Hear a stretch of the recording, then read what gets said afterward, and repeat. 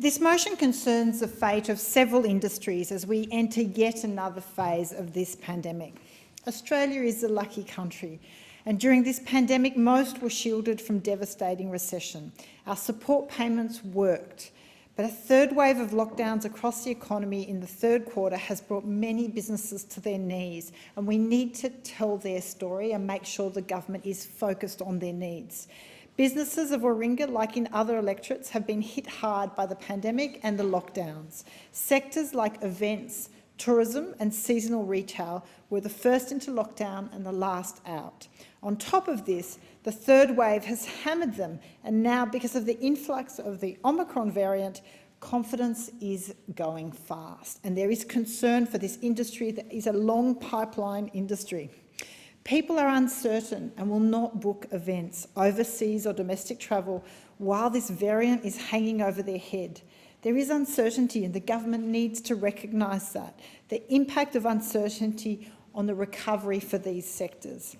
They've enjoyed some support in the form of JobKeeper, JobSaver, disaster payments and grants, but unfortunately these supports have ended in circumstances where these industries don't just snap back into operation. Many, especially seasonal industries, have 6 to 12 months before they are back to operating circumstances, and that is not recognised. So these businesses, they were hoping that things were going to start to pick up, but they really are now just hammered with that lack of confidence. For example, in Warringah, over 18 travel agents. They've been without bookings for months and months, and they've had approximately 10% of their revenue that they had pre-COVID. Now, for them, the current challenge is to survive into the new year. Other challenges pale next to this one.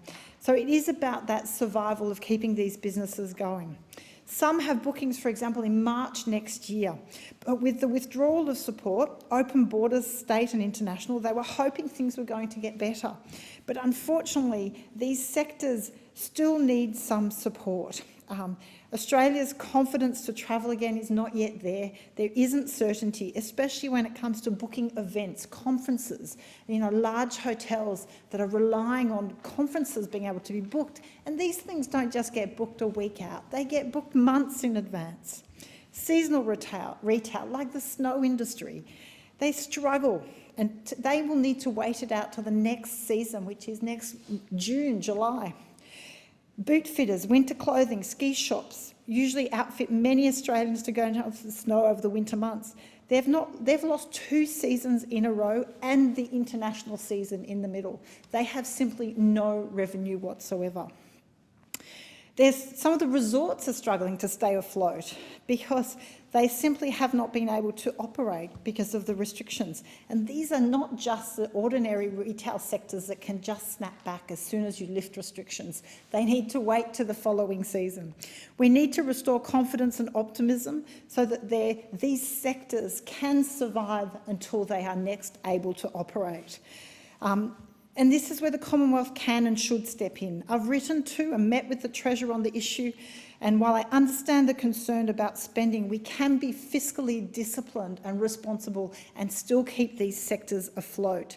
Because if not, the large outlays we have already committed will be for nothing if we just let these sectors fall over with these latest strains, but also by thinking that lifting of restrictions in somehow means an immediate return to trading condition.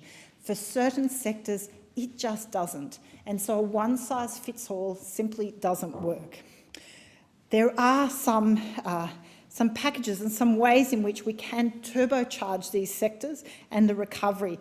We can have sensible policies to assist businesses, like ongoing income support for businesses and industries and their suppliers for up to 6 months when they are an industry that can't simply reopen.